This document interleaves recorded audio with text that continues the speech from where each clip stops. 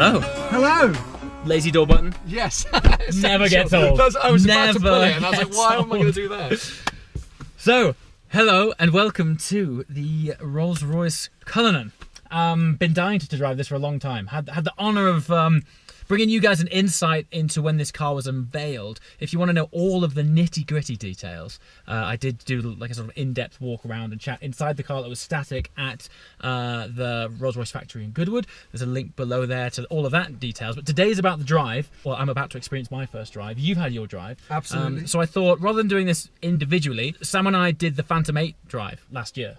Which was literally this time to the last day, year. which was thoroughly enjoyable, and I think it was better for having us both there, sort of chatting about it. So let's go and share our thoughts.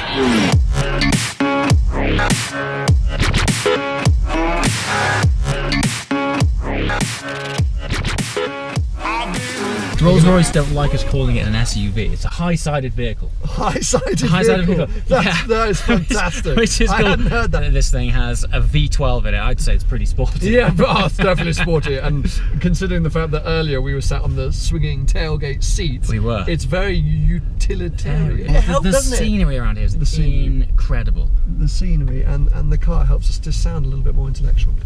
Okay, I've Right set then. up my seat now, so I'm ready when you are. What is totally new and abstract about the journey we're about to do is that we have an off-road route. Yes. This morning, Sam drove us up and down a ski slope. How was that? What? It was nuts. But you know what was nuts? It wasn't nuts in the sense like, wow, you can. It was nuts that we were doing it in a Rolls Royce. And that's the thing, right? That's the whole thing with this car, I have found. Yeah. I took a photo, which I just posted on Instagram, going down a ski slope with the Spirit of Ecstasy in front of me. And that's the thing, right? Like, so far, doing this in such majestic opulence. Oh, he's been waiting to use that all day. All day. I'm going to use my word, serenity. Doing it in such serenity. As a quick overview, car shares pretty much the same engine from the Phantom. It's slightly different tune. Obviously, the torque patterns and gearing is different because it's designed to go off-road. But thinking back to Phantom, it's incredible having experienced it off-road with you just now and now being on the road. Rolls-Royce refer to their on-road experience as the magic carpet ride. I would share that. Yeah, I mean, for sure. It's incredible. It just glides. Yeah. And as hopefully you're going to experience shortly when we get to some more off-road sections, is it does carry across somewhat off-road. Obviously, it's still bumpy. You're going over rocks and boulders and rocks things. boulders, but you feel very comfortable whilst going across some quite horrific terrain. You know, and it's so quiet, and you're like, are we really off-road, or am I just on a bit of a bumpy road surface? Okay, so I think we have a few more minutes until we reach the off-road station, and we'll bring you along for that ride firsthand to explain in as many descriptive words as possible what it's like to take a very expensive, high-sided vehicle off the beaten path.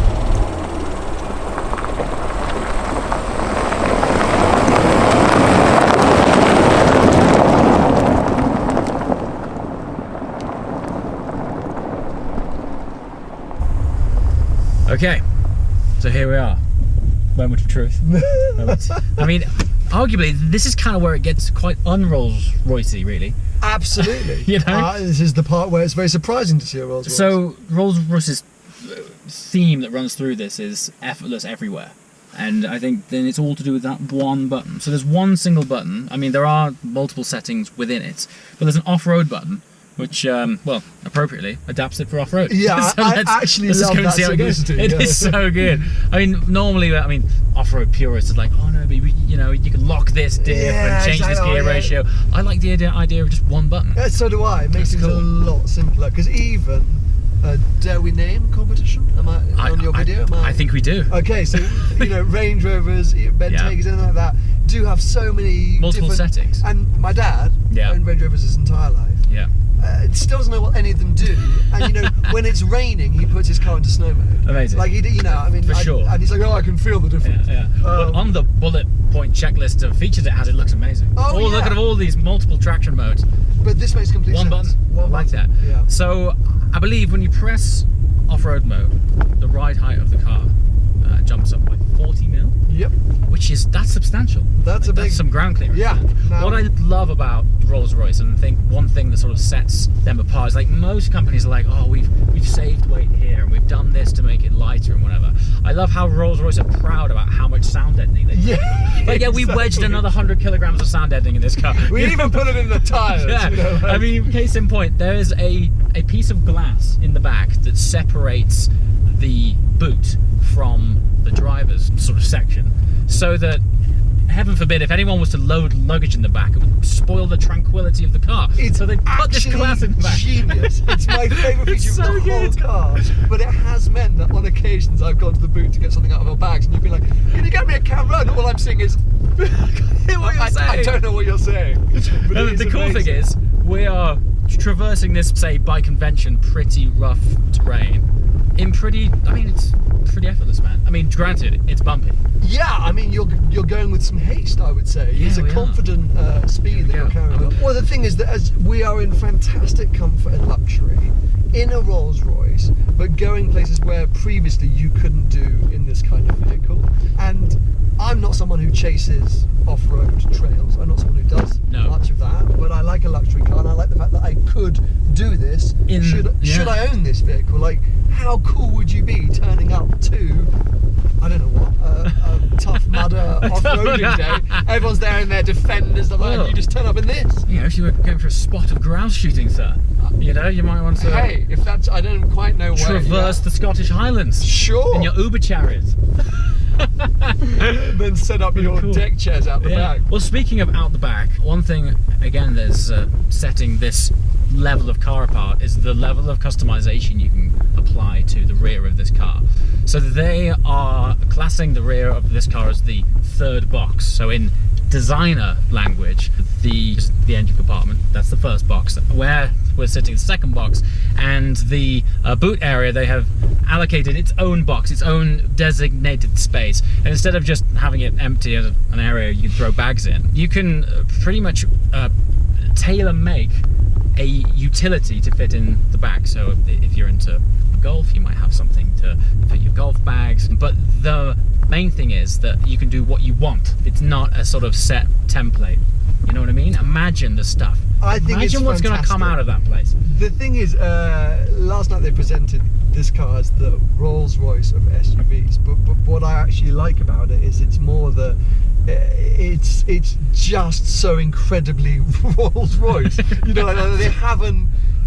They've done it in their own peculiar and amazing way, in particular way. It's so bespoke. Yeah. It's so. Oh, that's a big old. That is a quite.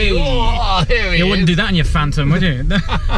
You'd be rocking on it still. It's funny because this morning when we got in the car, we were like, not dissimilar to a Phantom really.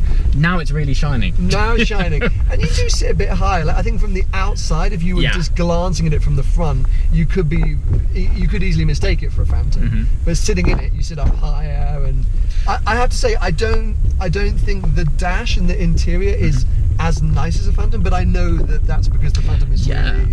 I mean, really, it's kind of flattering, this thing, that we are comparing it with Phantom. Sure. Is there any reason why you're riding this? Yeah, I'm just trying it out. Sure, no, I'm just testing it out. If you want to drop down here, yeah, cool. Let's just stay on the tracks. You know, like, yeah, it's an off-road mobile, but it's still a lovely Rolls-Royce, and I don't want to get killed by any snakes coming in my door. So, if you're speccing one of these, what's your spec? Oh, that's hard, isn't it? I still don't know if I love the way it looks. I think it's a bit. I like it from the back. Is it a grower? It from the back. Is it a grower? It might be a grower. It's very spec dependent. I think so as well. Different colours in terms of paint really transform the visuals of the car, and I can't work out whether it's light paint, dark paint, whatever. Here he is. There he is. Paint a bit of a show. Have a go here. Here we go. The nicest one I think I've seen has been a dark blue one. Okay. With a lighter interior, but I would make it super utility focused. Okay. I wouldn't. So you would go for bench setup in the back. I would go bench, folding seats. I'd probably take these carpets out. Like I would just, because if you're buying one of these, you're just so rich. You might as well just be rich about it and just abuse it. Do you know what I mean? Well, if you're going to be rich about it, you might as well have the Lux setup. No, you know? keep that out for your Phantom. You're going to have both. You're going to have both. Yeah, yeah. This, I think, you know, I just love the idea of like, there's like a roof rack on one of these. I don't think you can put one on, but I'm sure Rolls would make one I'm for sure you. they would. Seriously. You know, and do it like a Sahara, cross Sahara, put some rally lights on the So grill. you want like a Dakar inspired. That's what I'm like. Okay. Dakar Lux, You darling. spoiled my reveal video, but I've ordered a Dakar Cullinan. It's coming soon to see the Amazing.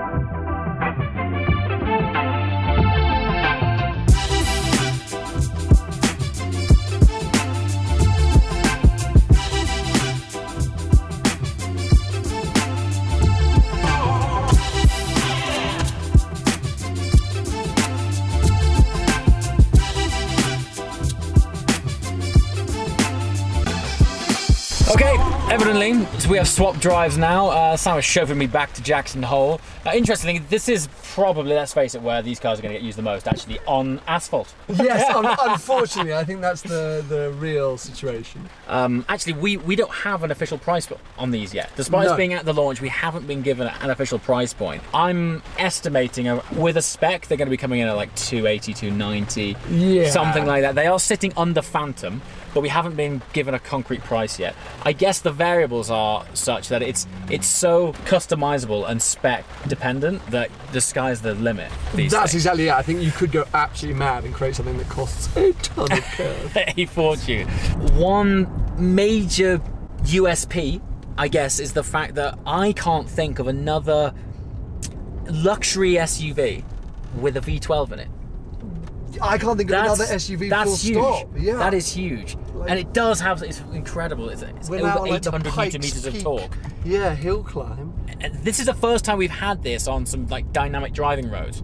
And it's good. It's actually all right. Like for the size of it. Yeah. So one thing we haven't mentioned is that this is also fitted with rear wheel steer. Now, on here, I'm not driving, so I can't tell you how that makes feels. it a bit more agile. Yeah, but certainly, wow, dear. But certainly, dear. When we were taking those super tight turns, going slowly when we were off road, that really helped. Like virtually shrinks the wheelbase. It's very cool because this is a big car. Sure, it is huge. But yeah, the V12 in a luxury SUV. Quite a cool thing to say. That's a pretty cool thing. I can't think of anything else. Comments below if you guys are aware of a more modern day luxury SUV. Maybe there's something in the US market that we don't know about that has a V12. Let us know, because that for me is one of the main selling points of this car, really. Agreed. I'm going to take this opportunity to call it a day. As I mentioned at the beginning, if you want some really detailed info on this car, I did do a full walk and talk when this car was first unveiled, so the link to that is below. Sam is also making a video about this car, so the link to his video is also below. And as always, thank you so much for watching, and we shall see you next time. Ciao.